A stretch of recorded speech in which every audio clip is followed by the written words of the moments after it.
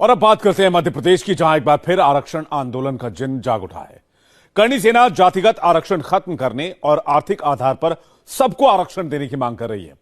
2018 में सवर्णों के विरोध के चलते बीजेपी को सीधे सीधे 1.5 दर्जन सीटों का सूबे में नुकसान हो गया था। चुनावी साल में फिर शिवराज के आगे वही चुनौती खड़ी है और कमलनाथ इस वोट को कांग्रेस के हाथ में लाने के फिराक में लग गए हैं।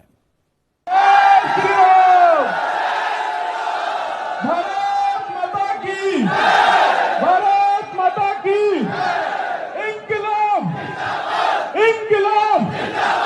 मध्य प्रदेश का एक ही किंग। देखो देखो कौन है, देखो देखो कौन है। मध्य प्रदेश में माई के लाल मामा के पीछे पड़ गए हैं। आरक्षण का प्रेत शिवराज के सिर पर फिर मंडरा रहा है। बीते चुनाव का जुमला फिर दोहराया जा रहा है। सीएम शिवराज को याद दिलाया जा रहा है।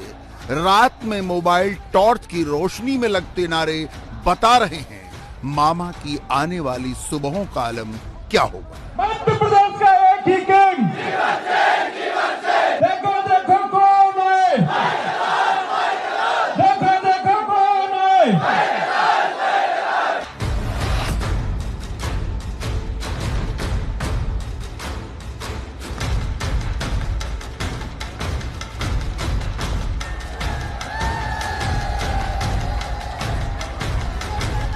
शिवराज सिंह चौहान इंदौर में प्रवासी भारतीय सम्मेलन करा रहे हैं। प्रधानमंत्री से लेकर विदेश मंत्री तक की अगवानी कर रहे हैं।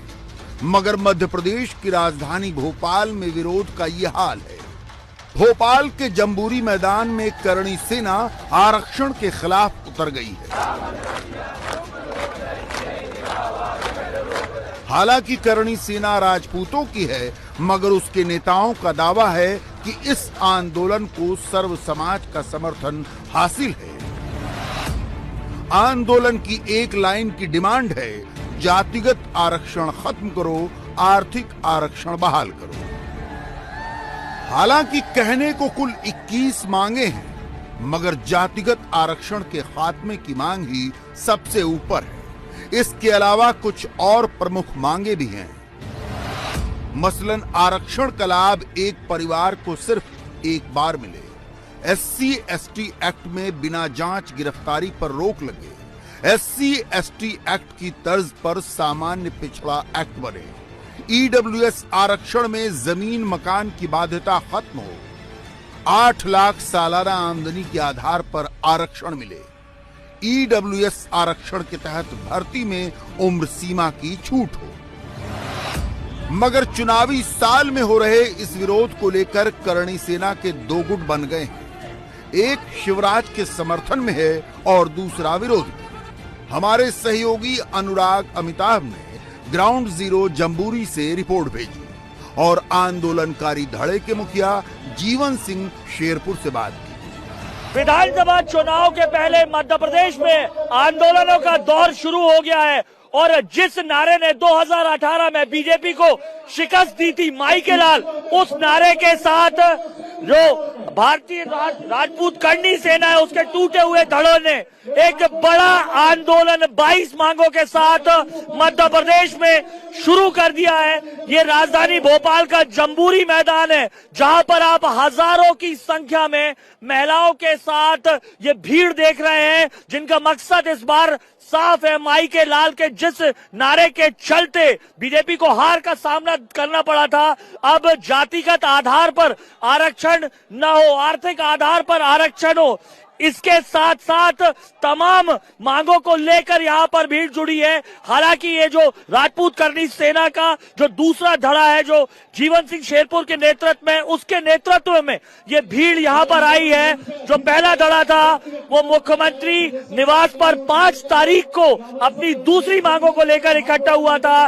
उसके विरोध में ये आपको हजारों की भीड़ दिखाई दे रही है और हम इस जो करणी सेना परिवार के नाम से, राष्ट्रीय राजपूत करणी सेना नहीं, ये करणी सेना परिवार के नाम से जो धरना हो रहा है, उसके अध्यक्ष जीवन सिंह शेरपुर से बात करते हैं।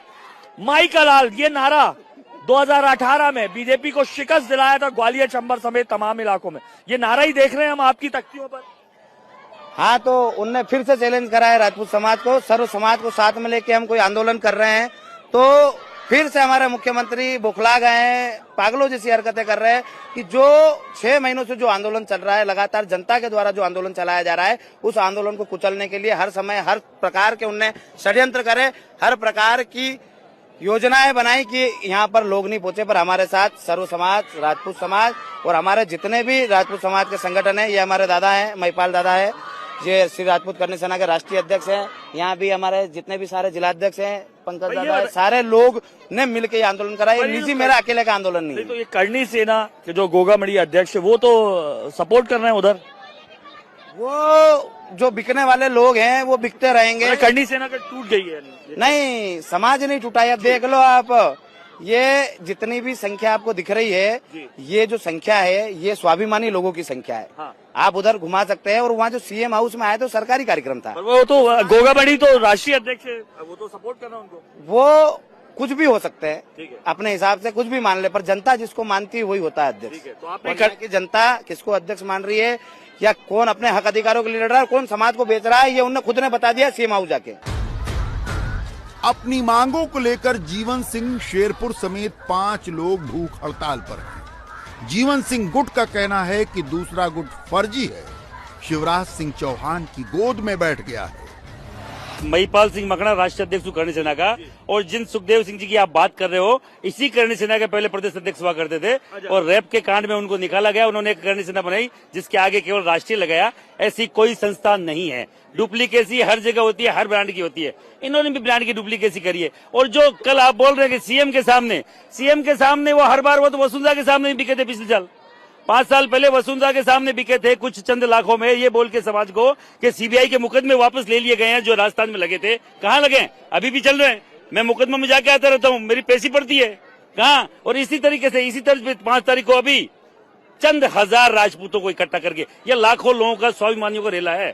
ये बिना बुलाए अपने खर्चे पे आए हुए लोग हैं। और श्री राजपूत करनी सेना टूटी उटी नहीं है। ये करनी सेना की टीम आप देख लीजिए। ये करनी सेना परिवार के नाम से आंदोलन किया गया है। करनी सेना परिवार हमारा ही तो है। मूल जो करनी सेना है, श्री राजपूत करनी सेना, जिसके संस्थापक लोकेंद्र सिंह कालवी है। बच्चे खूब पैदा होते हैं, बाप के बच्चे खूब पैदा होते हैं, तो ऐसे बच्चे घूम रहे हैं, कहाँ दिक्कत है? कोई नाजायज भी हो सकता है, उसमें कोई फर्क नहीं पड़ता। पर कोई अगर गलत कर रहा तो उसका या मुंह तोड़ जवाब दिया जाएगा। आंदोलन में बड़ी तादाद में महिलाएं भी मौजूद हैं। महिला करणी सैनिक भी मामा शिवराज के खिलाफ खासी आक्रामक है।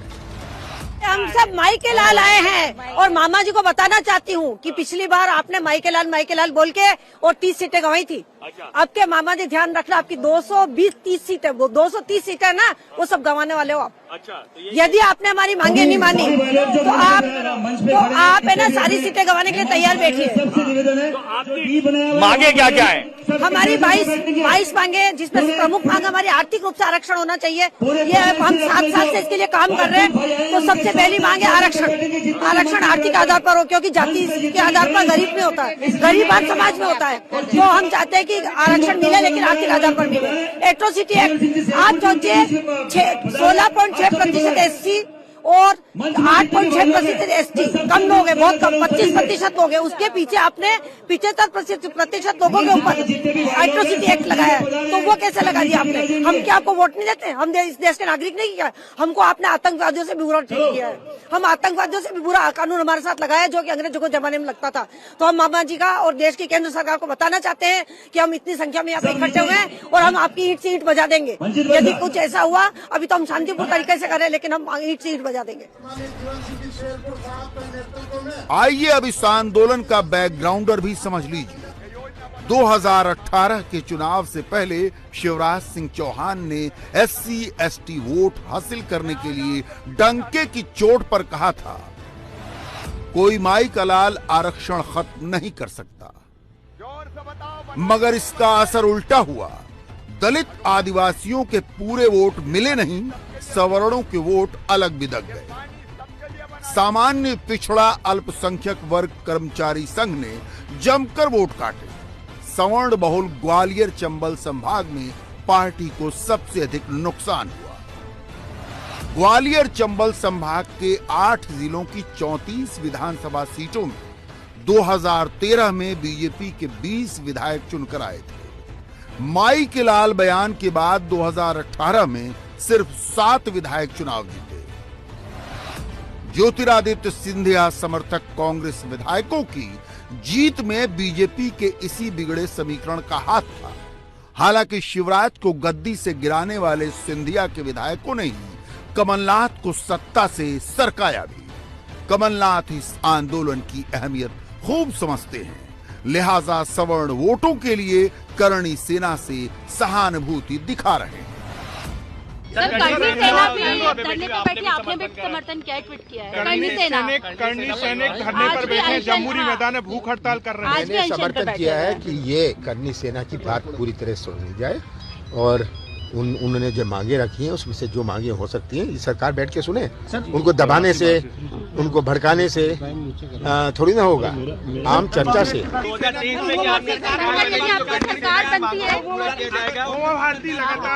क्या सर 2023 में आपकी सरकार बनेगी तो क्या करणी सेना की मांगों को सुना जाएगा या कुछ? बिल्कुल, हम सबके हमारी हमेशा नियत रही है और नीति है कि सबकी बात सुनो और जो उचित हो वो करो। मध्य प्रदेश में वोटों का अंकगणित समझना बहुत जरूरी है। 50% ओबीसी, 16% दलित, 21% आदिवासी और 13% सवर्ण वोटर। दलितों और आदिवासी वोटों के लिए बीजेपी समीकरण साधती है, मगर सवर्ण बीजेपी का कोर वोटर माना जाता है। विधानसभा चुनाव में वो शिवराज को दरकिनार कर भी दे, लोकसभा चुनाव में हर हाल में मोदी के साथ जाएगा।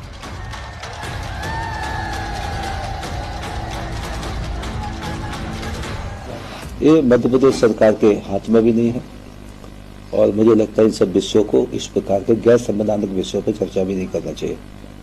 मैं उनको भी कहा, करणी सेना के लोगों को भी, ये कोई प्रदेश सरकार के निर्णय थोड़े है।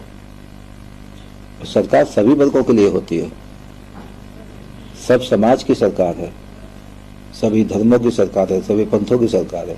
इंडिया टीवी हर वक्त हर जगह डाउनलोड करने के लिए सर्च करें India TV news Google play store या ऐप स्टोर पर।